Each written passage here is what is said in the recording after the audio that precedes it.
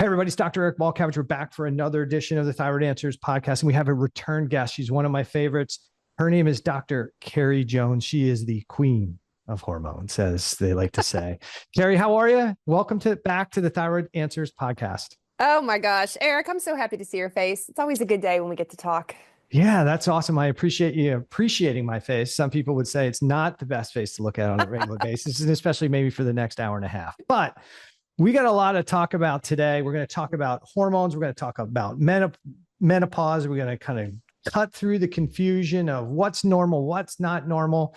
But first, for people who don't know, I think there's like 3 people maybe who don't know who Carrie Jones is.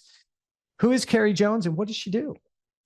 I am a women's health and hormone doctor. I have been a doctor for over 20 years at this point, and I've literally had my entire career in hormones.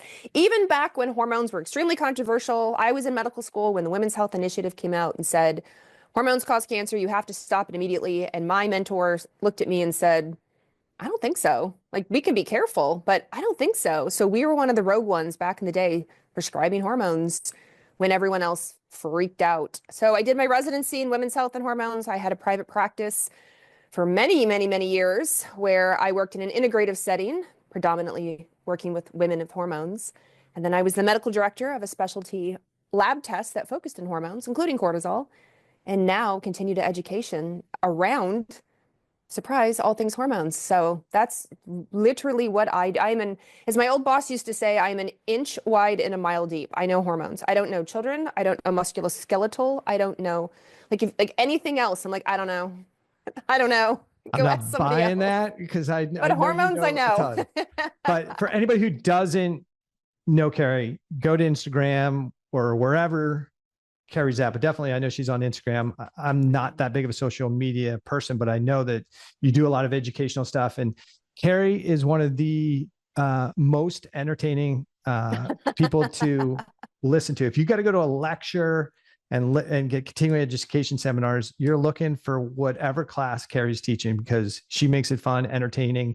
And you, by the time you walk out, you realize you learned a whole bunch of stuff and it didn't even seem like class, right? I was in a doctor, the godfather or grandfather of functional medicine is Dr. Jeff Bland. And I was lecturing at his conference 2 years ago. And that's how he introduced me. He said, Carrie's one of the most entertaining, funny people I know. And I thought, I'll take it. If the grandfather of functional medicine, that's how he views me, then absolutely we'll keep it up. Hey, I'll take that because it's better to be fun and entertaining while you're trying to learn some heavy stuff than boring and dry. Yeah. So we're going to talk about menopause, right? So yes, it's a right now, especially in our space, this is a very hot topic and there's a lot of controversy around it. I think, maybe a couple decades ago, women were told, hey, they'd come in with constant complaints like, hey, I don't feel good. I don't function good. And like, they get a pat on the head. Like, this is menopause. Just suck it up, baby. And you got to deal with it. Yeah. Today, it's different. Like almost every woman over 50 who comes to see me is on HRT.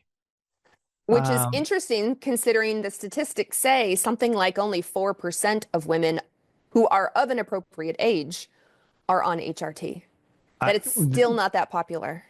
Well, maybe I guess I'm only getting maybe a certain small smidget of people coming in, but almost everybody, right? And so maybe that goes to why, right? Maybe there's a lot of women who are in menopause or going through menopause and they're not having challenges. And I'm seeing all the women who are really struggling. And so somebody's giving them something to manage their signs and their symptoms. Right. And so that then begs the question, what's normal, right? What is menopause? Is it a disorder? As I talked to a physician, say like, this is a disorder that women are going through. And that's why they should all be on medication. I was like, really? It's not a disease state. Yeah. So is it natural or is it a disorder or what is this thing called menopause? So it is 100% natural. All women who still have their ovaries, obviously some women go through early with surgical menopause where it's surgically removed. But if she was born with and has her ovaries, all women are going to go through it. We can't We can't delay it. I can't stop it. I can't prolong it. It is what it is. So it's not a disease, but how you go through the menopausal journey is going to vary significantly woman to woman. We have big statistics on signs and symptoms. I can tell you like 75% of women are going to experience hot flashes. Greater than 50% experience depression or anxiety. Huge percentages experience insomnia. But it doesn't matter other than to the person right in front of you or to the person who's listening right now. Now, the actual act of going through menopause does cause all these signs and symptoms. It can feel like something's a disorder, a disease state. It certainly causes a whole lot of chaos and inflammation for a lot of people. But then we have a lot of women doing pretty well. I absolutely talk to women who sailed through it.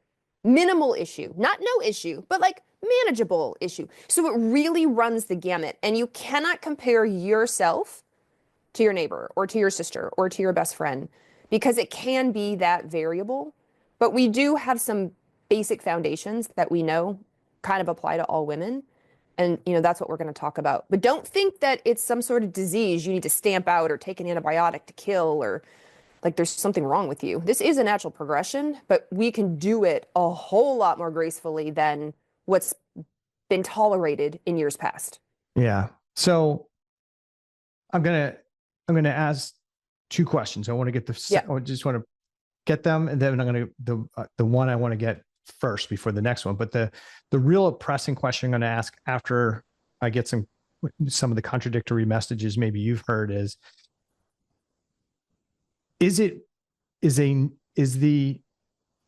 how did I say it? I had this discussion with somebody else.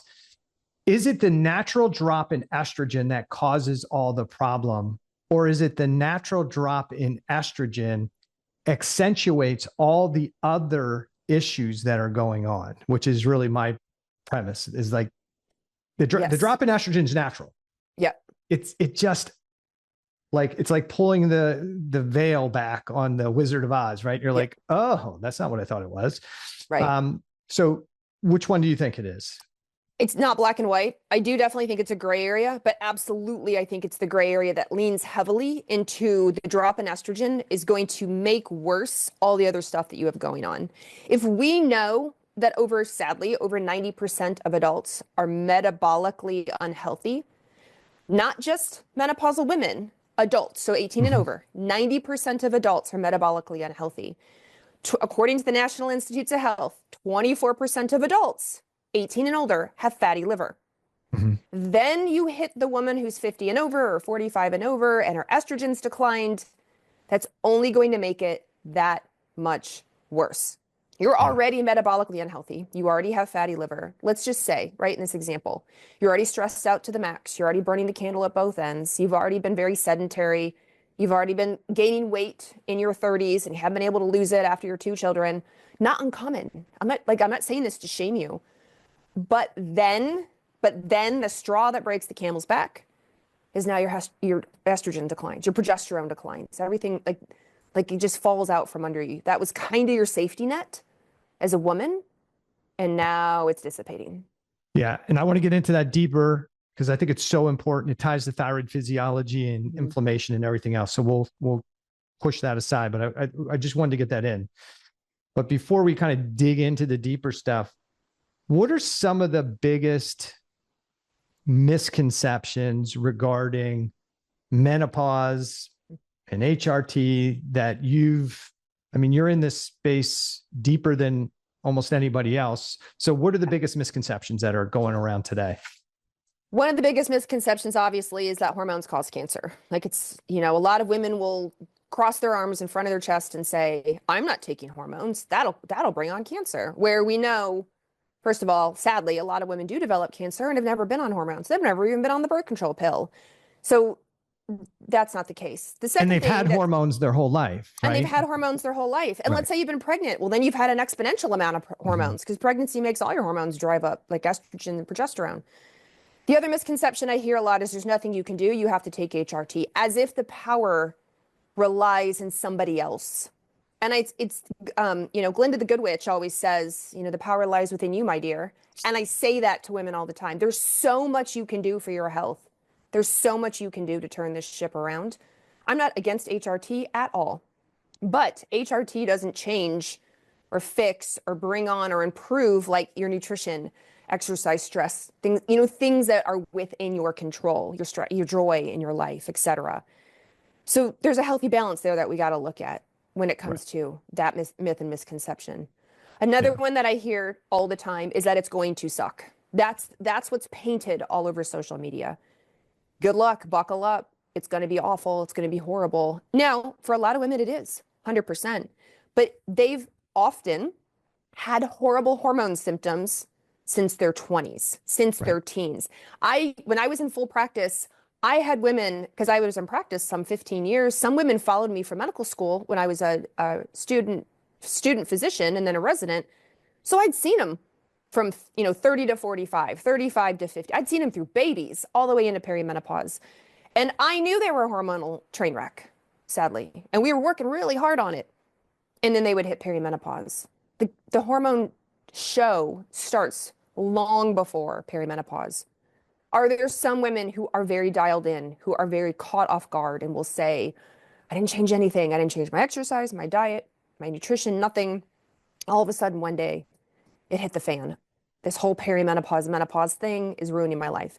For sure, there are women who have it dialed in and it's really rocking their boat. But for a majority of women, if you're listening to this, you may be nodding your head going, you know what? Yeah, I have had hormone issues my whole life. Hold on. Like, you're right. And it may not be estrogen, progesterone, but maybe thyroid, maybe glucose, insulin, right? There are other hormones you have in your body. Maybe you've been really kind of low-key, mid-key struggling your whole life. And perimenopause, that whole transition, it's the last domino to go. Yeah. And, I think those two things if you asked me, I would have said the same two things, right? We're treating it like it's either nobody needs it. It's going to be bad. You have to do this stuff. And it's a gray area. And I know I've been pegged a little bit that I'm anti HRT because of some of my posts, and I'm not anti HRT. What I am is, what do you want? If you're the client, like, what are you looking for? I just want to feel better. Oh, take some hormones. Yeah, sure. Yeah. Take it. I want to figure out what's causing my hormones not to be regulating appropriately. Okay. That's a different story. It's the same story with thyroid physiology. What do you want? I just want to feel better. Great. They're going to give you some hormones. Okay. But it worked for a while, but now I can't find the magic dose. What do I do? I tried more. That didn't work. I tried less. I tried different dose. It didn't work. That's a management strategy. You can do that. You can feel better, at least temporarily, but it isn't necessarily going to work optimally. Why?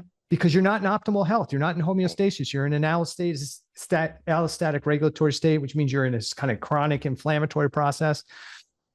Your hormones are naturally dysregulated during that process.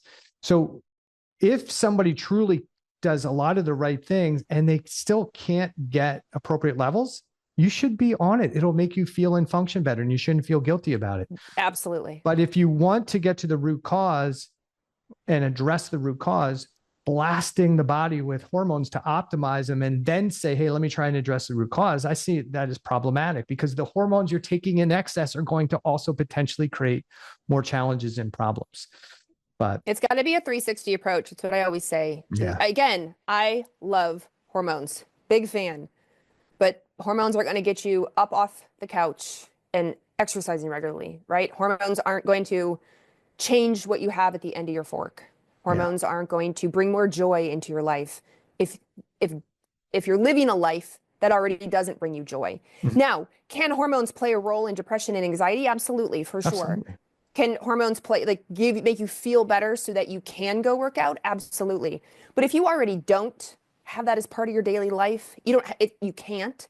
It's not built in from your job, your kids, your commitments, etc. Just by default going on estrogen, progesterone, testosterone, it's not necessarily going to be a magic wand. You're going to still have to incorporate those habits, those foundations at the same time, if not first, and then include the hormones. Yeah. And it's all those foundational concepts are the most important thing, that aren't sexy, that are they free things to change and do, but they're the hardest for people sometimes to want to do. Yeah. But I talk about critical. How, people, I mean, women in particular, because that's who I'm talking to, but we're like houseplants. You have to remember to water us. You have to put us in the sun. We need good soil. It's the same thing. So I love hormones, but if you're underhydrated and you're in terrible soil and you don't get outside, nobody Bad sings to you, nobody relationships. talks to you, right? Yeah. You don't like the plant next to you. Like you're Yeah. going to be a miserable houseplant. With normal estrogen. With right. right.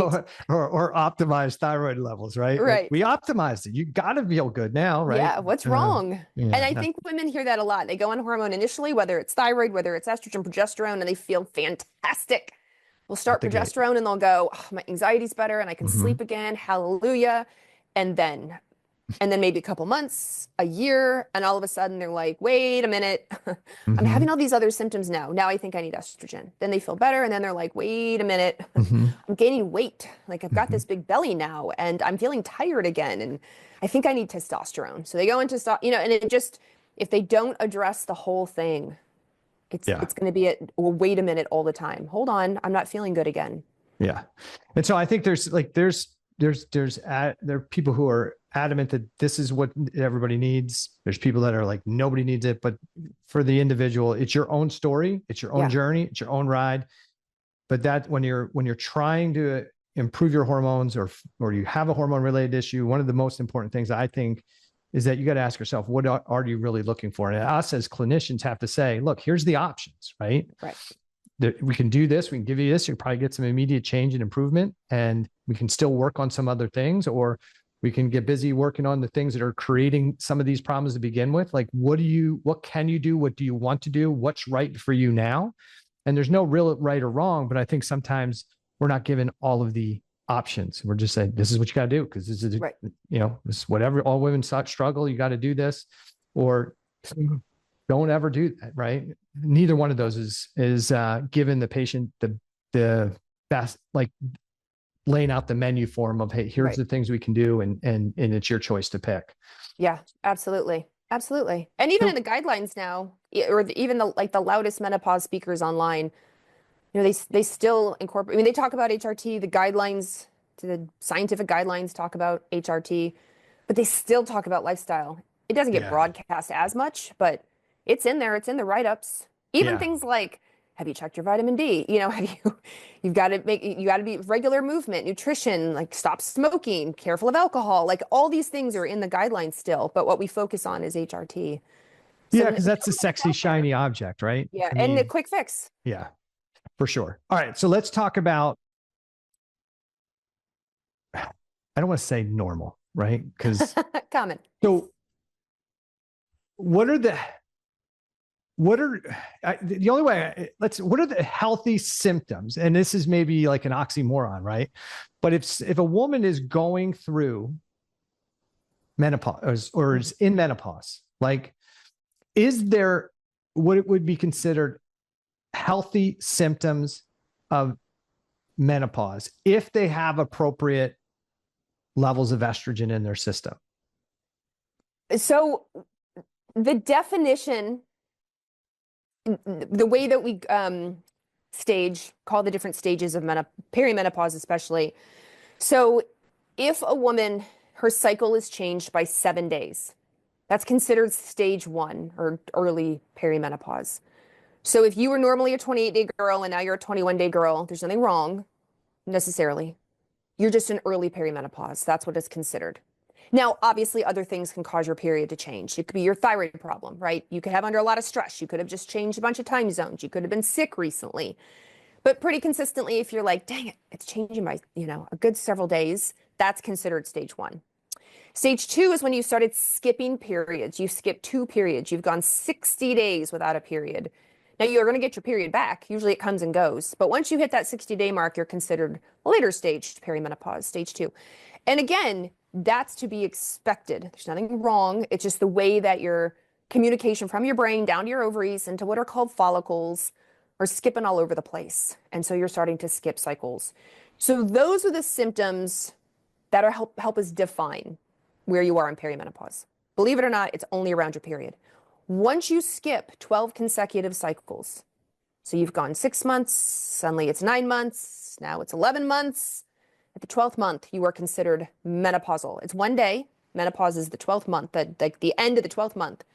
And the next day, you are considered postmenopausal. So you can see everything around this is the cycle, and it's all considered expected and typical. Now, on the flip side, though, what can happen because of this that's not fun and not fair are when the early stage, now we start to notice that we can't sleep. We notice that we can't handle alcohol. We notice that we're more tired, we're more anxious, more irritable. And as we move into late stage, because later stage impacts estrogen more, now we're more at risk for the hot flashes, the night sweats, high cholesterol, high blood pressure, etc. So in these things, like insomnia may not be necessarily, like a bad night's sleep may not be the worst symptom, but I have a lot of women that are like, I haven't slept in years, Carrie. And then that's a problem. But is that, okay, so maybe we need to define what is an appropriate level of estrogen in a postmenopausal. It should be called menostop. Like when they're going through it, it should be called menopause because it's pausing. But once it's done, it should be called menostop. Yeah, full stop. But is this all those symptoms they're experiencing? Are we seeing in those people that they have an appropriate level of blood estradiol? Right. We'll talk about estrone, estradiol, maybe in more depth a little bit. But when you see people that have those signs and symptoms, is it because they don't have an estradiol in the appropriate range? That's the trigger. Yes. Okay. That's the trigger because they didn't have them before. So let's say somebody has hypothyroidism, they're metabolically unhealthy, et cetera, et cetera, et cetera. But they come to you and go, yeah. But now I have hot flashes. Mm-hmm. I'm like, okay. The decline of estrogen was the big trigger here. And what's considered postmenopausal is when your estradiol is generally below 25 picograms per ml. Okay. So, but in research, we really think it's closer to less than 11 or less than 10. So your estrogen really drops down there because then when you're cycling, you're up in the hundreds. So if a woman's complaining, she's probably pretty significantly low. It's not the drop from like cycling to 40. So it might be. Right. So this is the problem because women will say, so when you're cycling, your hormones are like on a fixed roller coaster. Things go up, they go down, there's a loop-de-loo, that's ovulation, and then they go up and down again, and then you get your period. But what can happen is things go off the rails. So your estrogen might go up to, let's say 300, which is acceptable right before ovulation. And then all of a sudden you drop down to 40, like you just completely bottom out. And now you're like hot flashing, night sweats, joints hurt, moody, and then it'll shoot back up again. And now your breasts hurt. And now you feel PMSy, like now, and this is what can happen because the communication from the brain to the ovaries is not what it used to be. I heard an amazing analogy of trying to get ketchup out of a ketchup bottle. So your brain is like banging on the underside of a ketchup bottle, the bottom of a ketchup bottle, and the ovaries are like, no, I don't want to. And then all of a sudden what happens? Out comes a whole bunch of ketchup, way more than you wanted. Mm-hmm. And that's what your estrogen can do. It can be really low and then go up and then down. But it didn't used to do that in your younger years. In your teens, 20s, 30s, most likely you were on a very controlled track and you could predict what your hormones were going to do every month. That all changes when you hit perimenopause. So do we think the swing and symptoms with the swing is just the swing, or do we think it's like progesterone not keeping up with the swing? Yes, you know what I mean? Yes. Because progesterone itself, low progesterone itself, can cause a lot of symptoms. Mm-hmm. And the swing of estrogen, independent of progesterone, can cause a lot of symptoms. Yeah. So like in the brain, you have a thermostat, right? Your thermoregulatory center. When estradiol drops, then the brain goes, heat her up, and up comes a hot flash or night sweat, etc. Now, progesterone can play a role, but it seems it's much more the change in estrogen, as an example. When estrogen drops low, women are reporting dryness, dry eyes, dry mouth, dry joints, dry vagina. That's independent of progesterone. And so some of these symptoms are both, and some of these symptoms lean more one way or the other when it comes to these hormones, which is how it's helpful for practitioners to say, hey, in the early stages of perimenopause, usually it's progesterone that drops down first. You stop ovulating, You don't release the egg. You're not as fertile as you used to be. And as a result, progesterone goes down. Progesterone is calming. It's soothing. It's relaxing. It helps make for nice, easy periods. And that's usually the first thing to change. As you move through, you get more of the estrogenic symptoms. But again, the estrogenic symptoms can be high, like PMS, PMDD, heavy periods, clots, breast tenderness, or low, joint pain, vaginal dryness, dry eyes, frozen shoulder, hot flashes, night sweats, depression, migraines. It can be, depending on how sensitive your system is to these things and how stable the rest of your hormones are. How good is your thyroid? How good is your blood sugar? How good is your insulin? How low is your inflammation, et cetera, et cetera. And so because we're talking about that, I think we're probably on the same page with why this might be, but what is your perception of why at a low level of estrogen might cause a lot of those different symptoms to occur? So, and it's usually in the early part of being postmenopausal. So you have, I say you, but I mean, honestly, you too, men do, but we're talking about women. Women have a boatload of estrogen receptors through their whole body. A lot of her body is directed by, activated by estrogen, in particular, E2, estradiol. So as you're losing those levels, those little receptors are going, hello, I can't do the thing. Estrogen is sometimes the literal trigger to make something happen, to grow something, to convert something. And when you don't have that trigger anymore, the key is not going in the lock and opening the door stays shut. And so as a result, it impacts all 12 systems of the body. It can impact.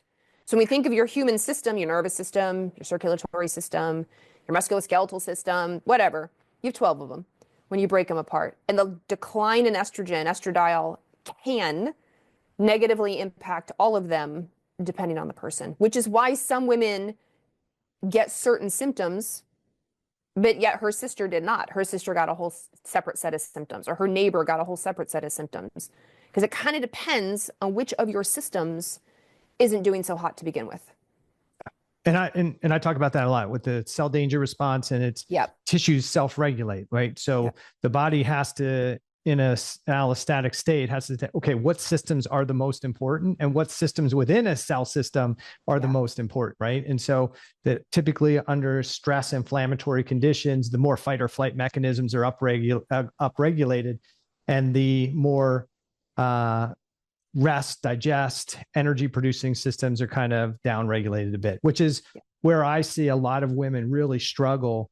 I think is that the huge role that estrogen plays on mitochondrial function and energy production. So, and especially the women who already have thyroid related issues, right? They're already, and because it's Thyroid Answers Podcast, my listeners have probably heard this over and over again, but when there's cell stress inflammatory mechanisms going on, there's a decreased conversion of T4 to T3. This happens long before there's a gland problem.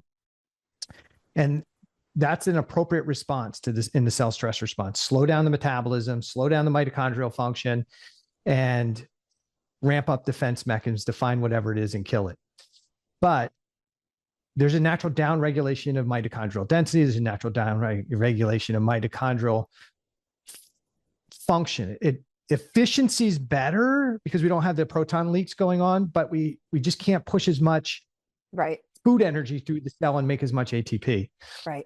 And so many people are managing their T4 and T3 levels with medication because they can't convert it. They've been told they're a non-converter of T4 to T3, which is not necessarily a true story.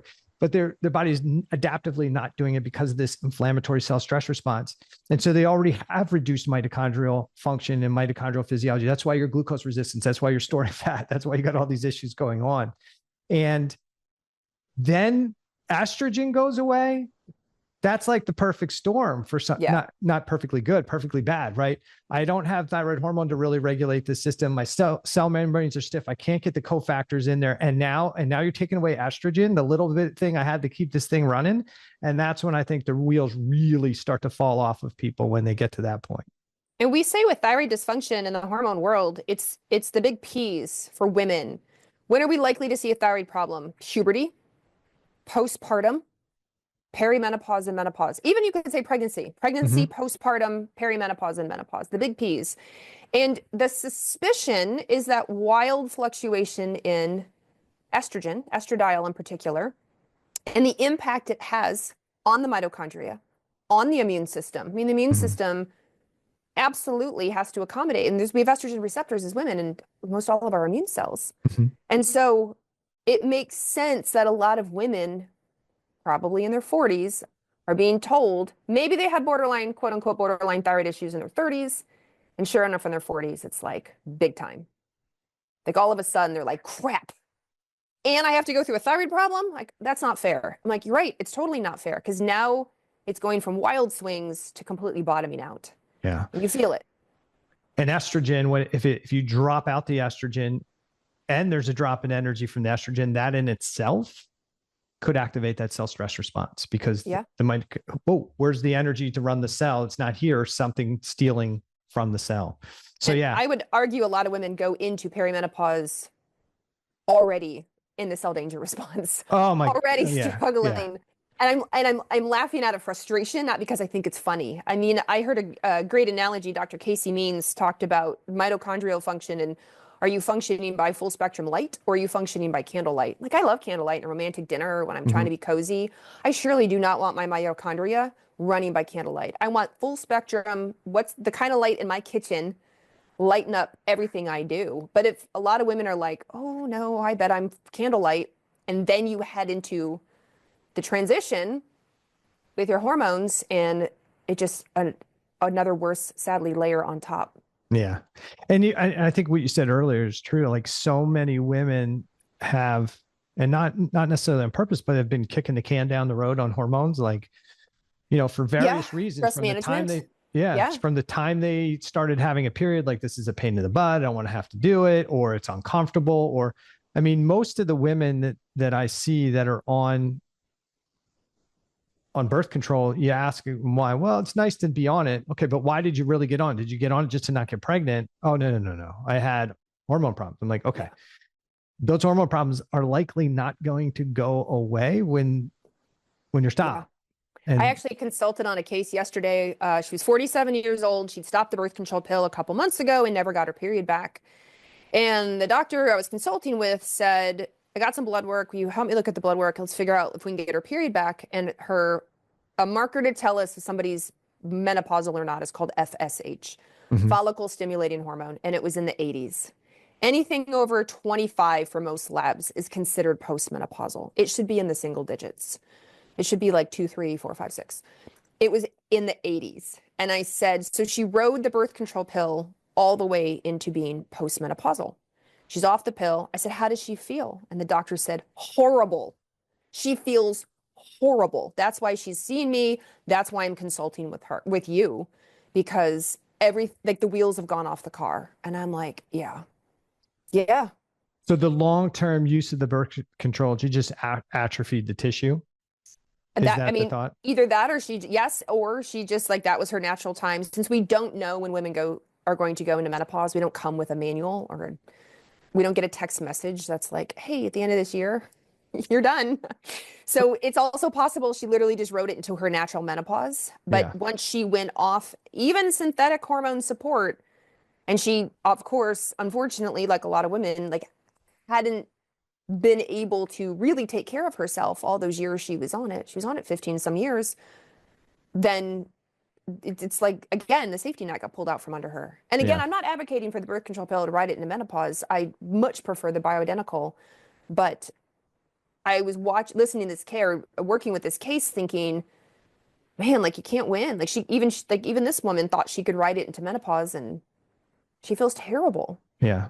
And there's no blame here. We're not blaming. I mean, she's doing what she can do. No, she didn't know. Of course. What her guidance was at the time. But, again, we go back to, we have to be able to provide women and anybody, our clients, what are the options versus this is the option versus, hey, here are the options. What makes sense for you now? Right. And for a lot of women, it is hormones. They're like, that's all I can do right now. I cannot keep my head above water. I'm doing the best I can. Life is terrible right now. Can I just go on hormones? Yeah. Of course. Absolutely. Yes. Yeah. I'm not your sanity. boss, right? Yeah. I'm like your coach. You're the adult. Right? You Yeah. make the decision. If you're going to go on, the biggest thing I say is if you're going to go on them, let's make sure that the ability to deal with them and clear them out of the system works.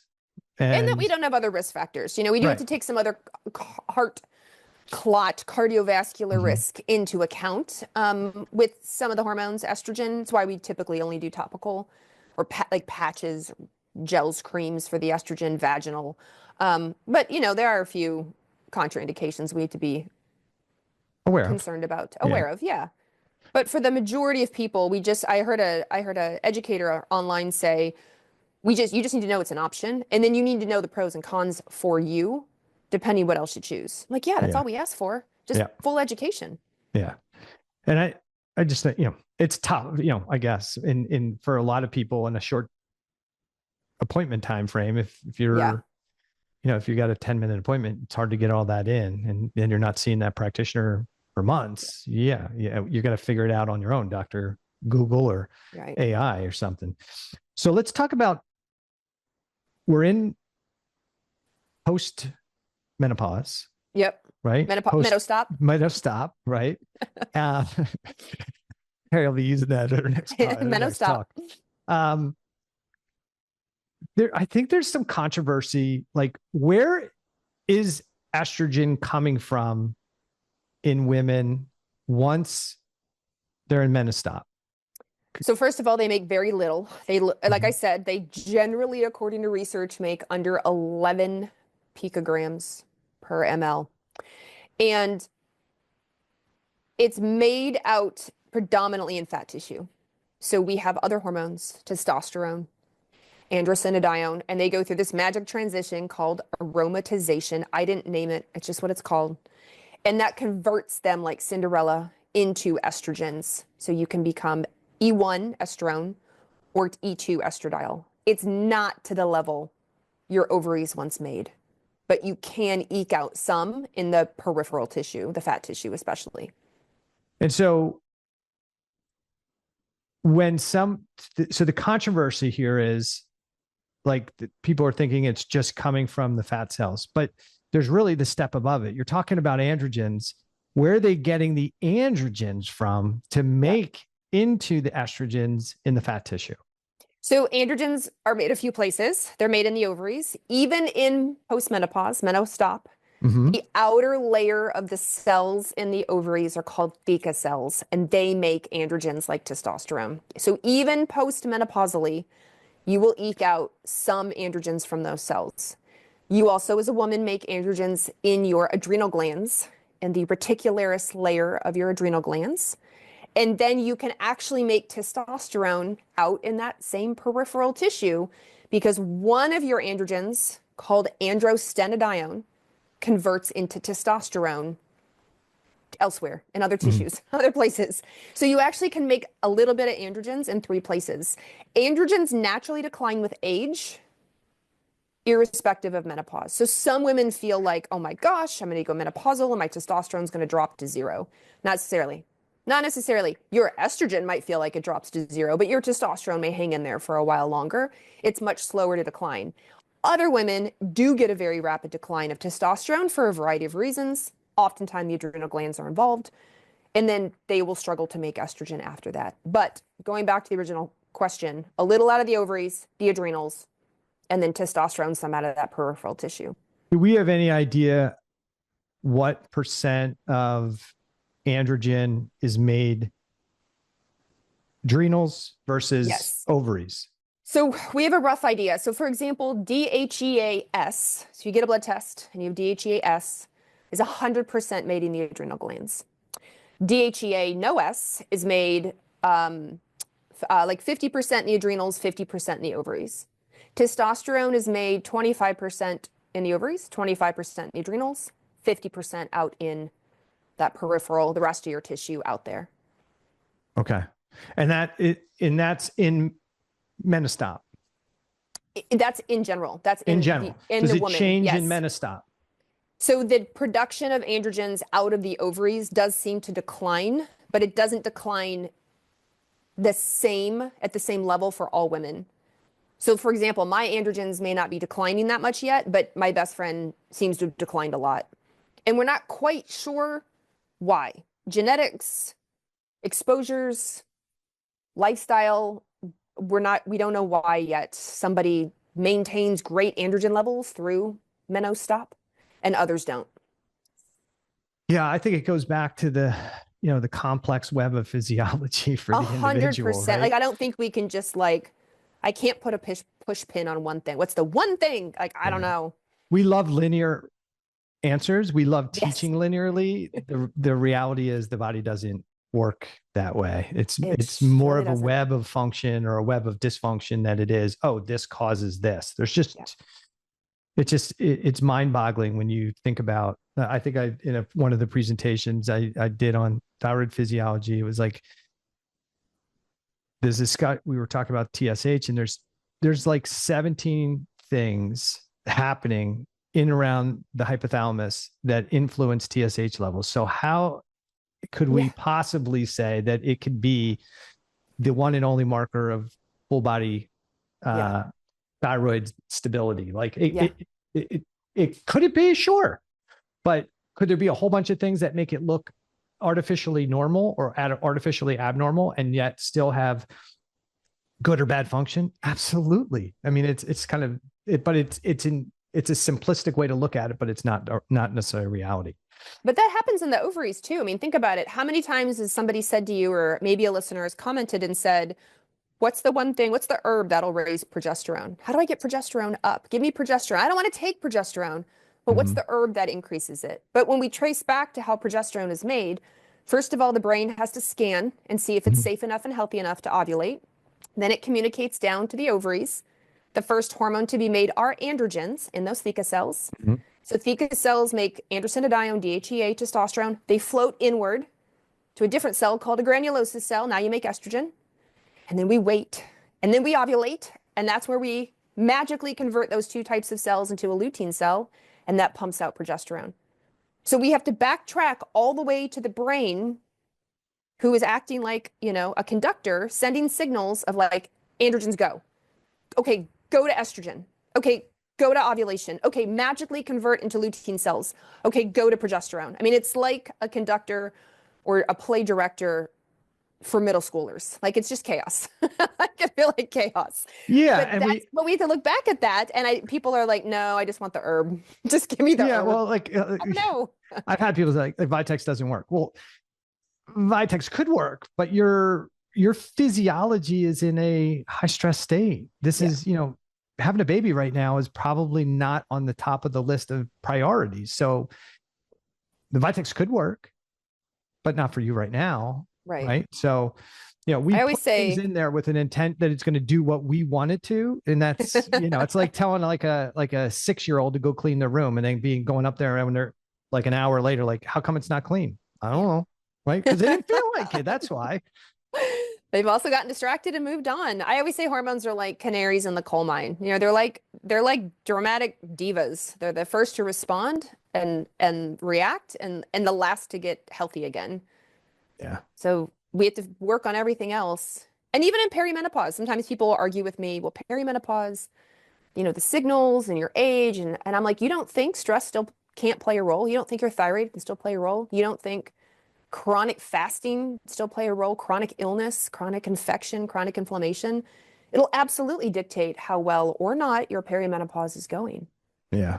You can't just blame everything on perimenopause because you're over 40. Like, we still have to look and take accountability and get worked up for the things in our control and out of our control. Well, I think we do that with a lot of things though. And I'm not blaming anybody, but we blame it on I have this response because I have this disorder or I have this disease. I act like this because I have this. No, we call what you have because of the way you act. Right. Those are the signs, the symptoms, the things. And then we just made up a name to call all of those things that, right? So you don't do this because of the diagnosis. The diagnosis came out of what the signs and symptoms are. So, but I think it's an easy way to say, well, I have that. So that's, that's what it's going to happen. I know. Versus because of dietary, lifestyle, emotions, all of these environmental exposures of different stressors, this is how the body had to adapt. And this is the way it's trying to get through the process, you know? Yeah. Yeah. Although I will have to say, so I'm almost 50, actually. You're You and just I've a known each other a youngster. long time. Yeah, you're just a youngster. First, I was a baby when I met Eric, and now I'm almost 50. But I do appreciate, sometimes I will say, is women going through perimenopause often find like their filter is gone, their boundaries are clearer, they say what they mean, they're more authentic. And then that can be challenging for people around them who aren't used to them doing that. And I'll hear women go like, whatever, I'm 45 now, or I'm 48 now, and I'm going through call it perimenopause. And I'm like, you know what? Yeah. So what? Go ahead and blame perimenopause. I'm just glad you're more authentic, have better boundaries, are taking care of yourself, and you say what you mean. Go for it.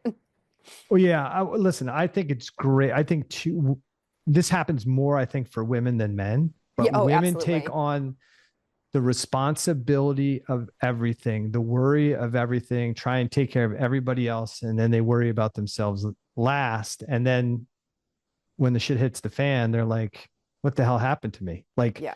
40 years of doing everything for everybody else. Yeah. That it takes a toll. And We actually I got to interview Dr. Lisa Mosconi, who wrote the XX Brain and the Menopause Brain. And her whole research is on what happens to women's brains as they go through this whole transition. And she was saying that there's a lot of clear cutting, so to speak. When we go through puberty, there's a lot of plugging in of wires, how to get pregnant, how to care for a baby, how to listen for a baby, how to caretake. Obviously, not all women get these wires, but like the majority sort of like take it on. They take on the family, they take on the nurturing role, they have the babies. And when they become perimenopausal, the brain goes, I don't need these pathways anymore. Like we're done with this. So it's like living through a remodel, and it's chaos during it, but a lot of those pathways get removed. If you haven't been pregnant in a while, you're not looking to get pregnant, the body's like, okay, nope, don't need that. Caretaking as much, nurturing as much, being responsible for a family as much, breastfeeding, don't need that, and gets rid of it.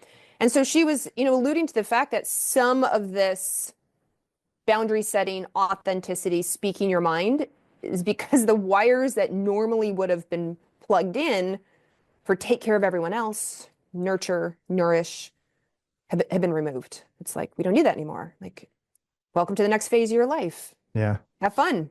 Do they see actual neural remodeling or? They do. Actually, I believe she has photos of it. Her last study that she posted of estrogen's decline, and they could where it lights up and then doesn't light up in the brain. She can actually see it. Yeah. So Yeah. to me, that would seem like an appropriate thing, right? Like, hey, I don't need these neural connections that are consuming a ton of energy. I'm going to need some new neural connections. And I got limited amount of energy, right? To do all this stuff. So clean up what I don't need, plug in somewhere else. So it seems like that would make sense. I don't know. It's better out the other end, but for any woman going through it right now, it can be really frustrating. Like I said, it's like living through a remodel because you can't think of names. You can't remember what you were just going to say, what you were just going to do. You start to feel like, oh my gosh, am I getting dementia? Like brain fog, things are fuzzy. And then eventually, unfortunately, eventually can be 7 to 10 years, it clears. It gets better. Like the tracks that you're supposed to have, like get better again and they reconnect. But nobody taught us, nobody for decades, nobody has told women, hey, in this whole transition, your brain is going to change. You're probably going to forget your neighbor's name for a second. You're going to walk into a room and not remember why you're there for a while.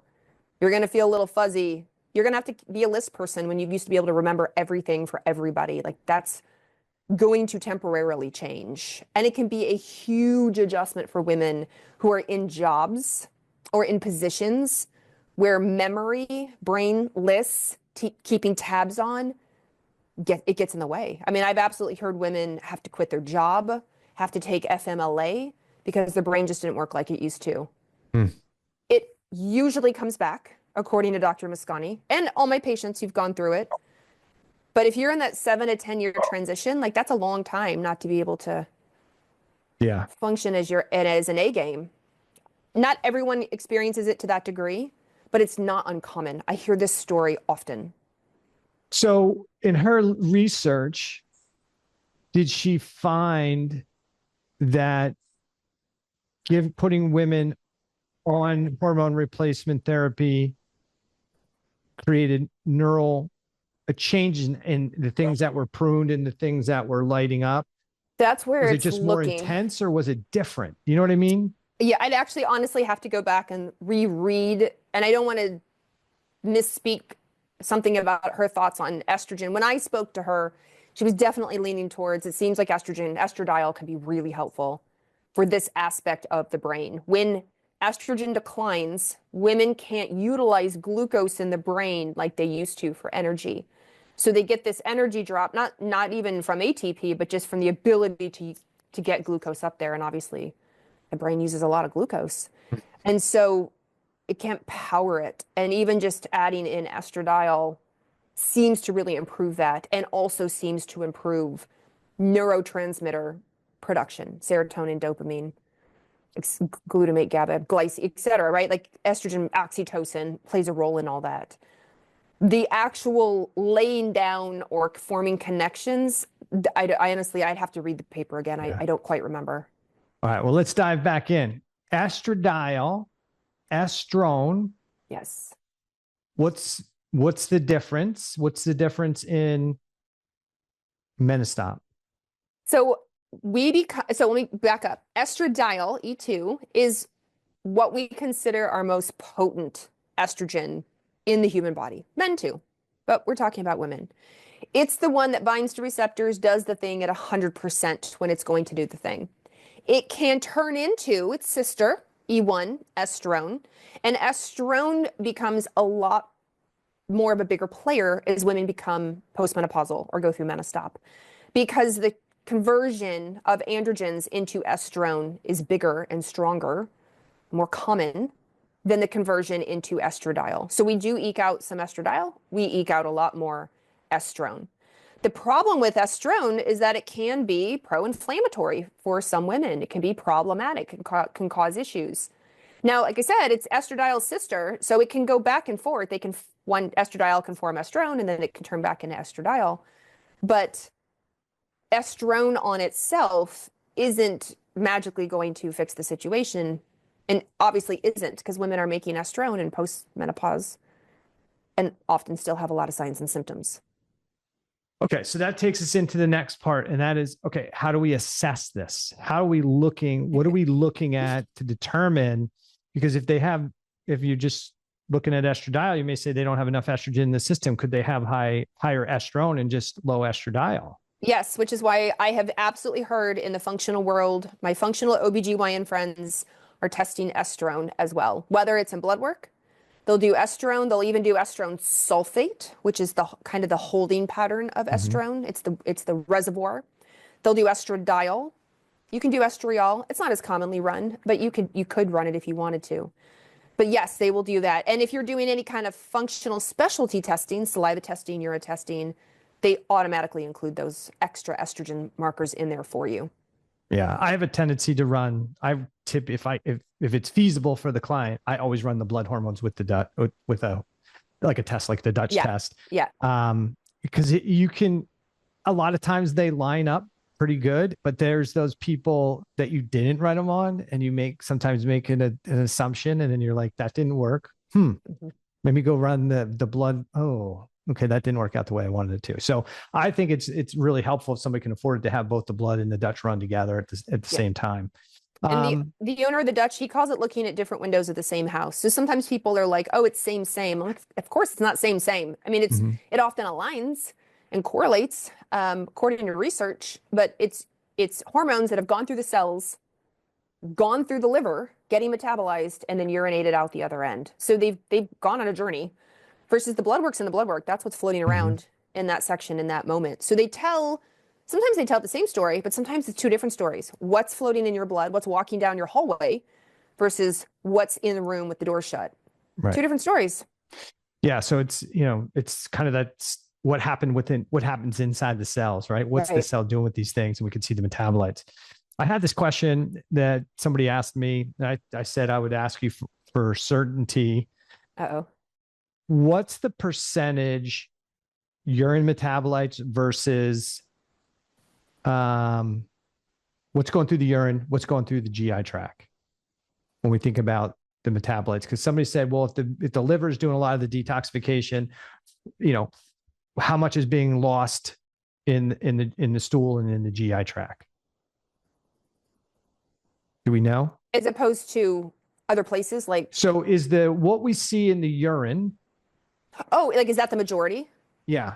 That is not the majority. No. A big percent does go out through the stool as well. That's why if you're doing stool testing, if you're pooping a cup for science, there are certain markers we look at, one being beta glucuronidase. Again, I didn't name it. That's what they call it.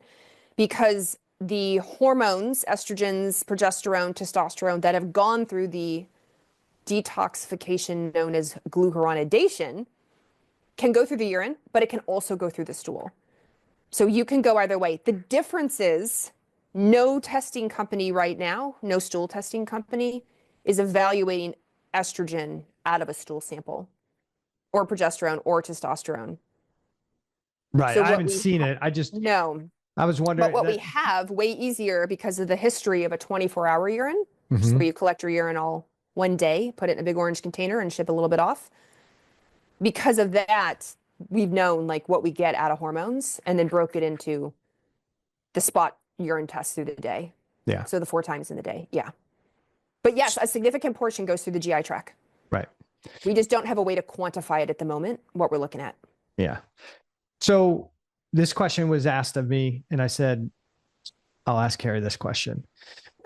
We look at and put a huge deal on free hormones. I think too big of a deal. Like in thyroid, everybody's like, well, I don't need to run totals. I just look at the free because that's the only thing that's available. To me, that's BS.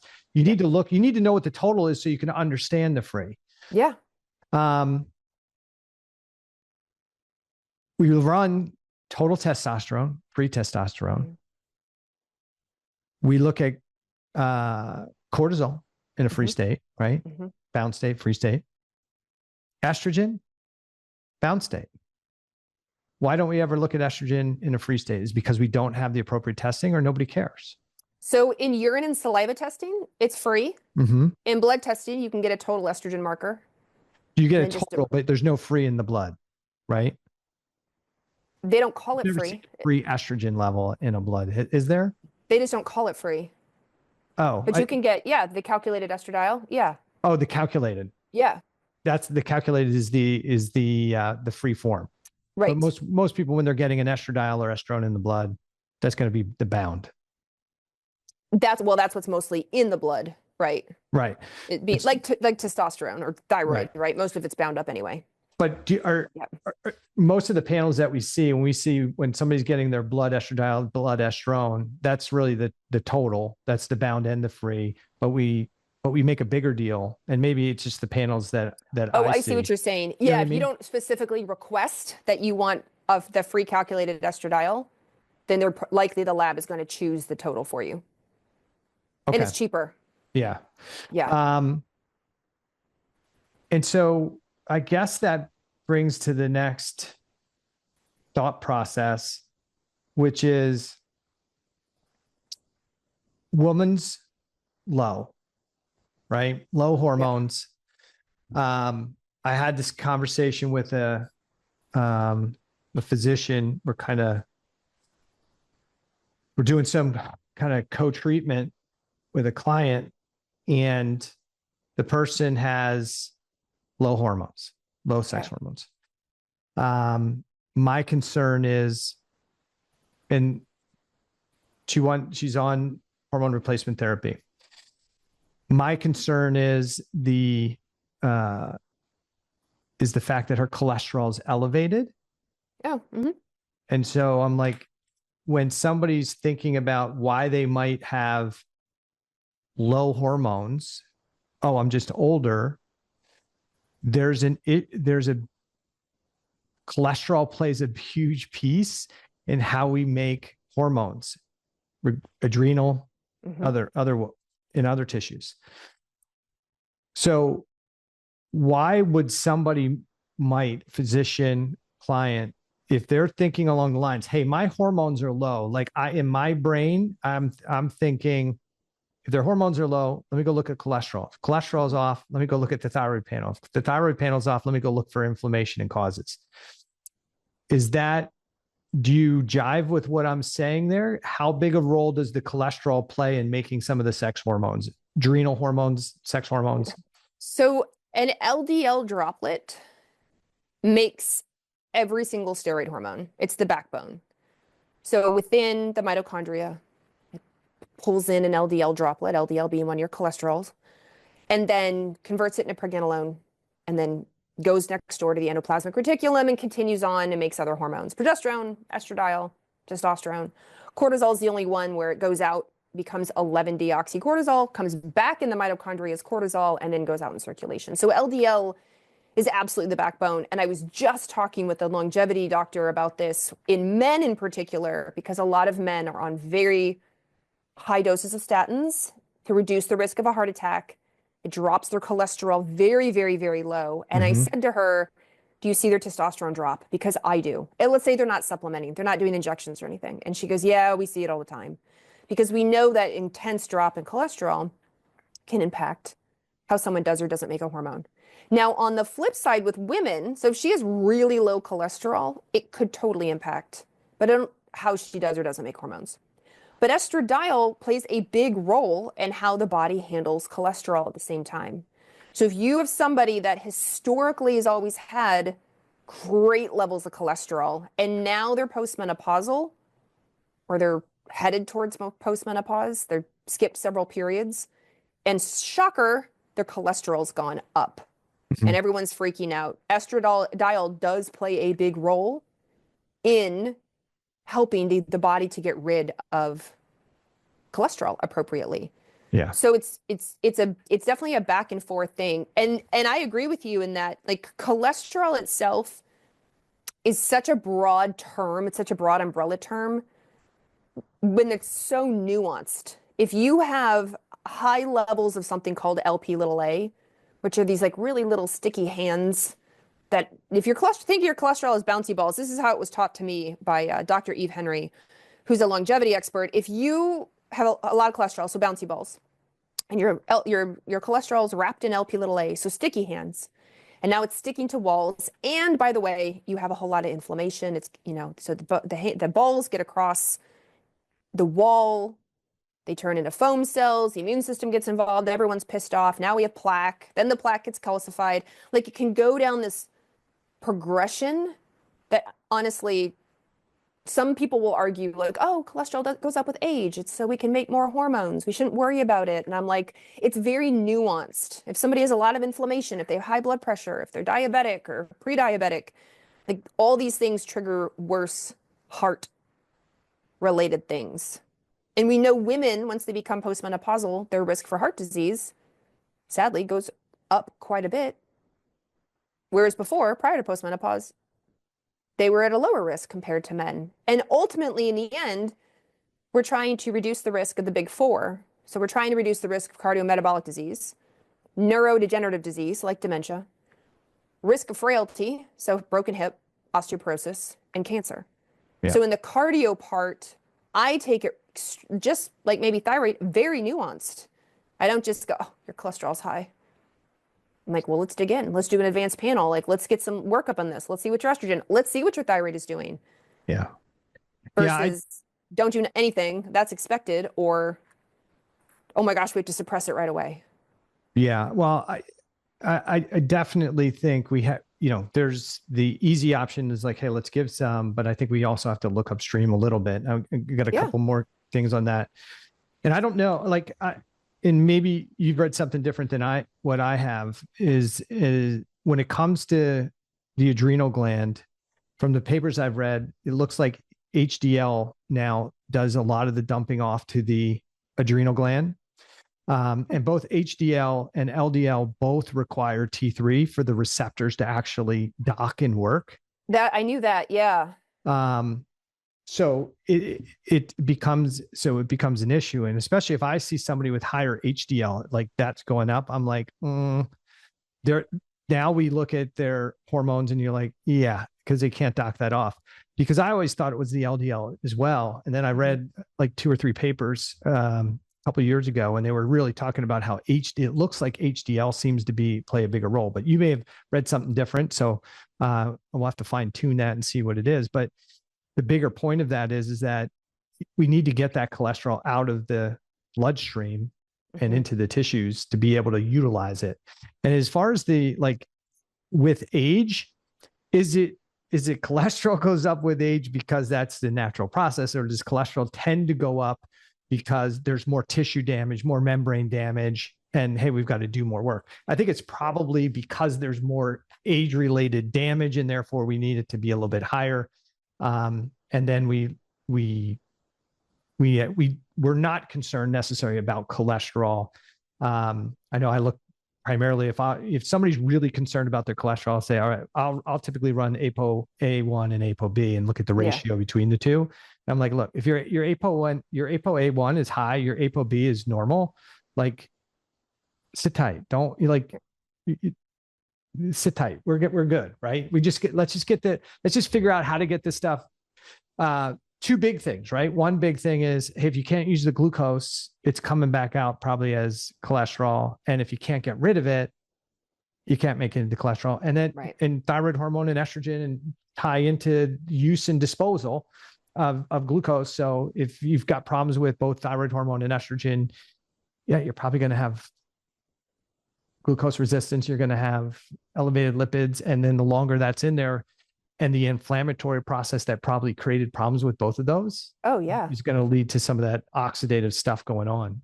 Absolutely. I mean, we can even test now, like how people, like a cholesterol factory, like how do you build cholesterol? Are you a super builder? Are you an underbuilder? And then we can also test for their reabsorption of it. So it goes through the bile. Then it gets excreted into the intestines, and there's receptors that can help grab and pull it back into the system. So if somebody is a super grabber, then they're going to recycle their cholesterol back to their system, which is very different than being a super maker or having low T3 or estrogen.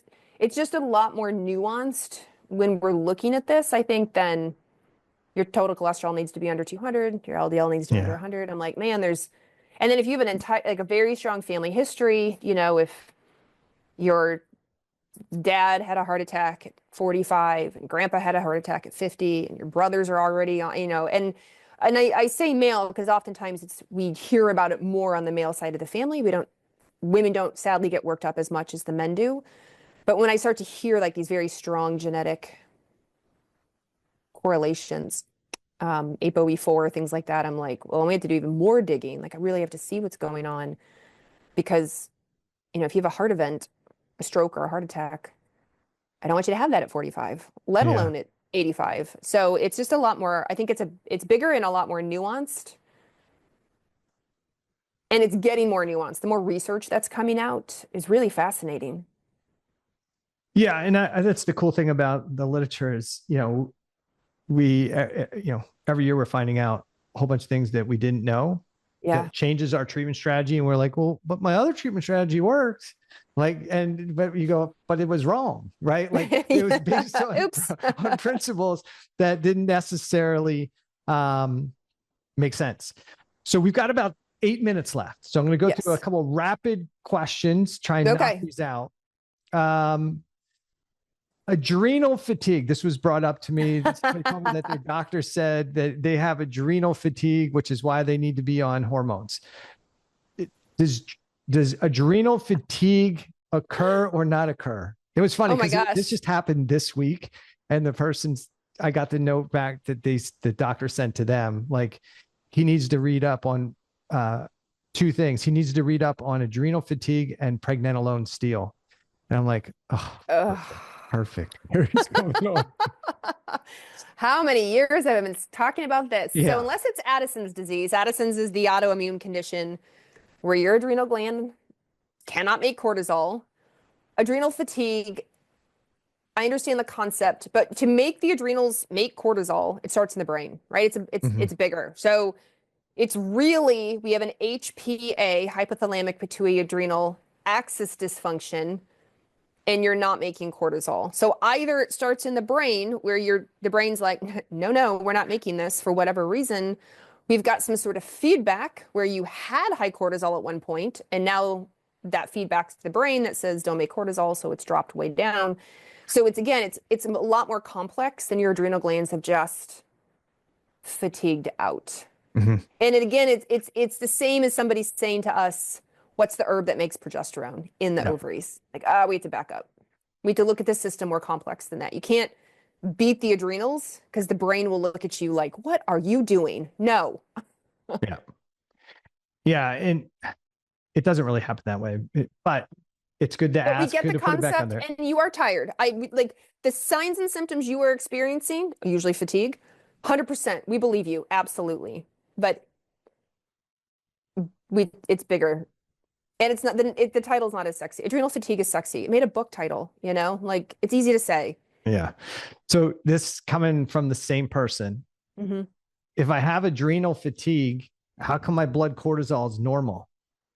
Yeah. So blood cortisol is a combination of total cortisol. It's total cortisol. So it's your cortisol that's bound up to albumin and cortisol binding globulin called transcortin, and what is free and available. So let's say you get a blood draw for your cortisol and it's 20, which is kind of high. You have no idea if that's 19 bound up and 1 free. So that actually is low. That's a very small number of free to have. Or you have 19 free and 1 bound up. Like that's very different. It's a very different story. So cortisol, I was just having this conversation yesterday. Cortisol in blood in the morning is it's like a 3 out of 10 for me on like a screening test. If you're really low, if you're below 4, I'm like, oh, we have to work this up more. And if you're really high, I'm like, oh, we have to work this up more. But if you're right in the smack dab in the middle, it tells me kind of nothing. I think no matter what, we have to work it up more. I have to see what's going on. And we want to see that circadian rhythm, and nobody wants to get a blood draw 4 times in the day. And I want to see what your free cortisol is doing 4 times in the day. So that's where we move on to more advanced testing. Yeah. Good answers. All right. Next one. Ready? Wait, are you going to ask me about the pregnenolone steal? Oh, yeah. Pregnenolone steal. Yeah, I almost forgot that one. That's my my mind, I was already past it, but I promised I'd ask the question. It's so funny. Yeah. So pregnenolone steal, when you look at a steroid chart, you will see pregnenolone. Usually it's in the far left side, and you will see that pregnenolone goes on to make every single hormone. I've already said cholesterol turns into pregnenolone, turns into progesterone, estradiol, estrone, testosterone, 11-deoxycortisol, etc. The thing is, when you look at that piece of paper, what you don't realize is it's pregnenolone in every cell. We're representing every cell on one piece of paper. But the adrenal glands have different enzymes and different abilities so that they can only make cortisol. The adrenal glands don't make estradiol.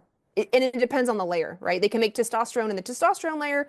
They can make cortisol in the cortisol layer. But the ovaries don't make cortisol.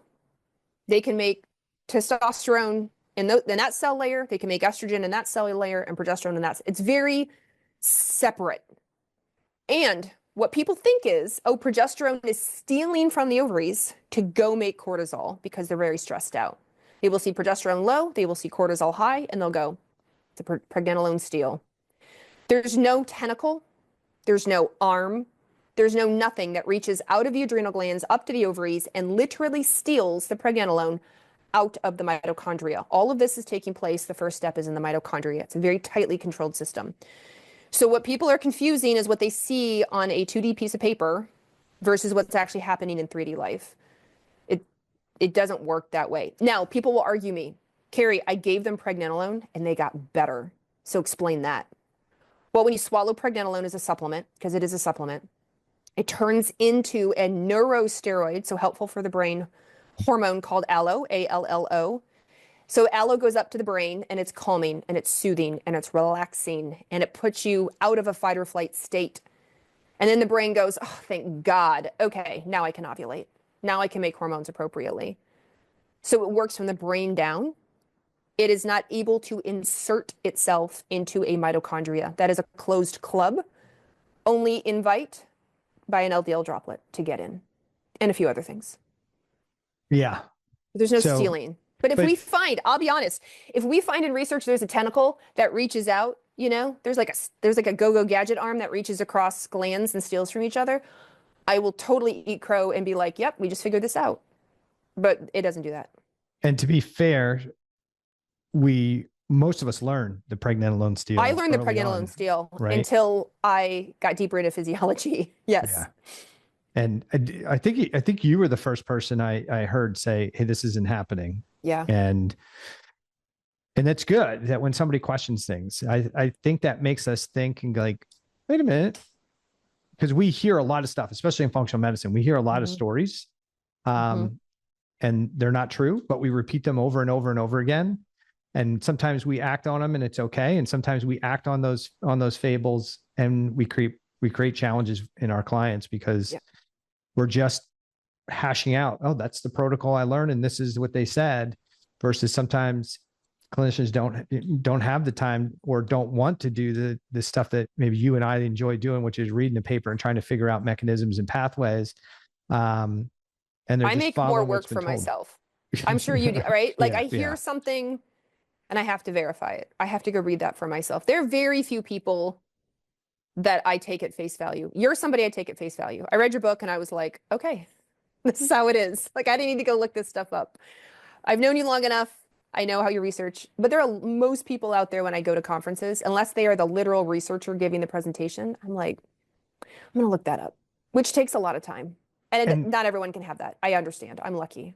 And the problem with doing it is that the abstract may say one thing and what's in the paper sometimes is like, that's not what this paper says. An osteoporosis expert sent me a paper and it was sponsored by the bisphosphonate pharmaceutical companies. They were trying to prove the bisphosphonate drugs work well, better than control for bone growth.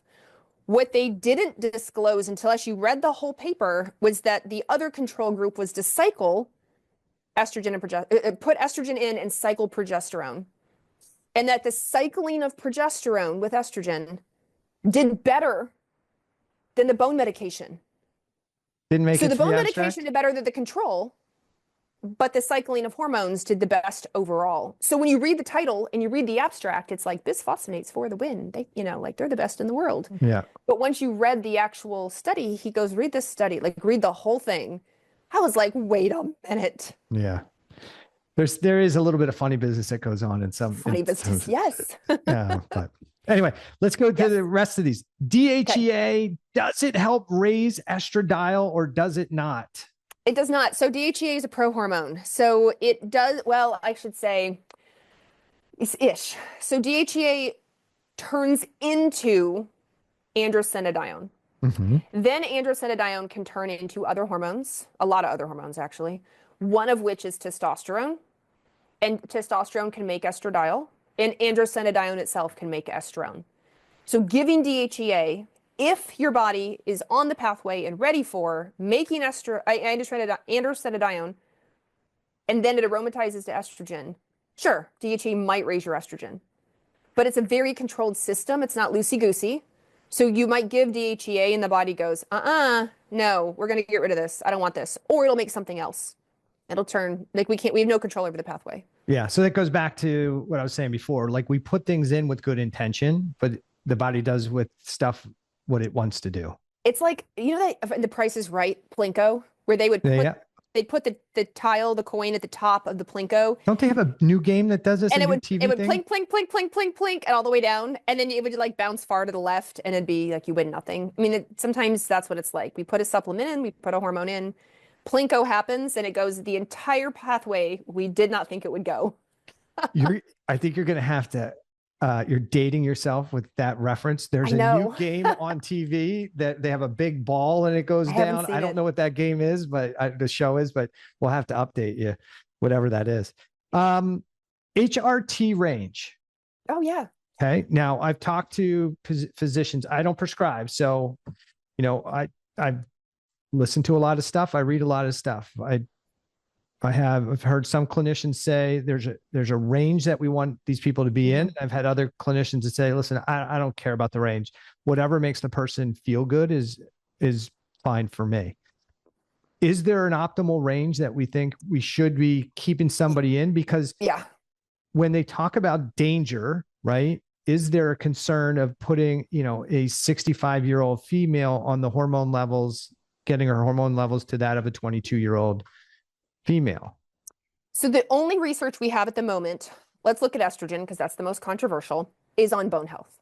We don't know yet what level of estradiol protects brain or maybe the heart or helps collagen or any of these other things. But we do know if you get your blood drawn, you want your estradiol levels to be above 60 at a minimum. So, and a lot of people feel better symptomatically above 30 or 40. So some women may be on an estradiol patch or cream or something, and maybe their doctor tests them and it's like, oh, you're above the postmenopausal range. You're 32. Fantastic. You don't have any hot flashes anymore. You're feeling pretty great. But as far as bone health goes, it appears it needs to be double that to start with protection. I'm hopeful in the next 5 years, we're going to have information on dosing levels and brain or heart or, some of these other things. So when I'm looking at estradiol levels, I keep that in mind. Can I get you to 60, especially if you're a small, frail person, or especially if osteoporosis runs in your family, or if you already have a history of stress fractures or something like that? Ideally, some women are even higher, more closer to 100. There's another marker I mentioned earlier, FSH, and FSH actually has very cool research about it. It does more than just signal hormones. It can potentially play a role in like weight loss and some of these other symptoms in perimenopause. So it's looking like we want an FSH. If we can we get it below 30? Maybe even get it below 20. So as estrogen goes up, FSH will drop down. It's a seesaw. So if your estradiol is above 60, what's your FSH doing? And would you feel better at that level or a little bit higher? And that is pretty controversial because most guidelines and experts out there are like, don't test. Why would you test? If they feel better, like we don't need to test. But bone is big. And if I can get them above 60 and I have a better chance of preserving the risk of frailty, which is one of the big four, why wouldn't I do that? So that's what I look at estrogen. Do we have to be concerned? Because I've heard somewhere around 40 as the range. So I'm guessing there's no real literature standard here necessarily. We're just in that kind of I don't know stage. I don't know why 40 was chosen. I do hear that a lot as well. I think anecdotally, in my experience, personal experience, symptoms tend to get a lot better if you can get them around 40. They just feel better. Their brain fog maybe relaxes. But we don't have a standard. We don't have a standard. And I guess it's like every other hormone. Like it's going to be different for other people depending on what other influencing factors are going in. Yeah. So right now I'm clinging to the bone studies. Yeah. So is there a concern, or how big is the concern that is if you, and I don't know the research on this, but you may, as we start artificially jacking up estradiol into the system, right? You're going to now have hormone binding globulins going up, thyroid hormone binding globulin, cortisol hormone binding globulin. Do we know where the point is where we start to create more problems with the other systems in menostop when we artificially raise, when we're taking, because if you take a bunch of thyroid hormone, you're going to see some shifts and changes. Like there's people when you start running hormones, like their sex hormone vitamin, and maybe that's the next question to ask. Person's in menostop, they're on, their SHBG is like, 105 and their estradiols low. Like, what the heck is going on here with this person? What's jacking up their sex hormone binding globulin? Could it be the excessive thyroid hormone replacement therapy they're taking? Could be. Could it be? And what are the other reasons? So I guess the first one is there a problem, or do we have any literature that says that, hey, once you get past this point, it's probably creating too much of a problem with sex hormone binding globulin at this age of life? We don't have, not that I know of that we have any literature, and I'm happy to be corrected if somebody knows of a study. And obviously, in my world, the large majority of practitioners are using topical estrogen patches or estrogen cream or vaginal estrogen. They're not swallowing their estrogen, which of course has the biggest risk for increasing sex hormone binding globulin, all of them, thyroid binding globulin, cortisol binding globulin, because of the effect So that's in why they're that going to enzyme the in the liver. patch and So cream. they're going to the patch and cream, not so much for SHBG. Actually, not many people know that. They're going to it to reduce the risk of blood clots. So oral estrogen has a slight increased risk of what we call venous thromboembolism. It can also more likely convert to estrone, which is slightly more inflammatory. Now, it's still an option. There are totally still women who use the capsule of estrogen for menopause, but I'd say the majority in my world, conferences I attend, they don't want that risk. So they're using patches, creams, vaginal routes instead. Okay. Progesterone. If you're going to take HRT progesterone, oral or topical? Oral, if you want the calming, soothing, relaxing effect. If you're doing topical, there's no study, and you're on estrogen, there's no study that shows topical progesterone protects the uterus against what's called hyperplasia. So if you are on estrogen and you have a uterus, topical progesterone cream has not been shown to be protective.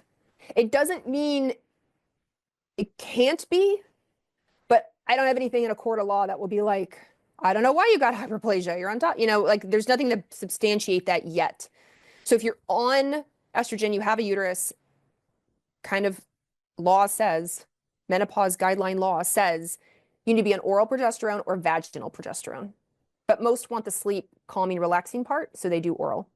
Okay. And I mean real progesterone. I'm not talking progestins. I'm talking about a real progesterone. Now, you have to be aware the progesterone out there that's pharmaceutical is called Prometrium. It does have peanut oil in it, plus some other binders and fillers. So if you are allergic or sensitive or don't want that, then you will have to get your progesterone capsule compounded. And you can get it compounded clean with no peanut oil, as an example. Fantastic. Yes. All right, Carrie, we did it. Hour and a half went by like it was nothing. I want to make sure I respect your time. Is there anything that you feel like we missed on the topic that we should hit before we sign off? I just want to reiterate a lot of the stuff we said at the beginning, which is one, you have a lot of control, right? Think of Glinda the Good Witch. The power is in you. You can make a lot of change. Two, I'm not anti-HRT at all, but man, the foundations, if you can lock in those foundations, I have just seen in 15 years of practice, plus years of practice, it does make it easier. Now, I understand some women are like, I do all those things, and it wasn't until I got the HRT that was the cherry on top. Like, great. But imagine if you didn't. It wouldn't be the cherry on top. You may have been like really struggling.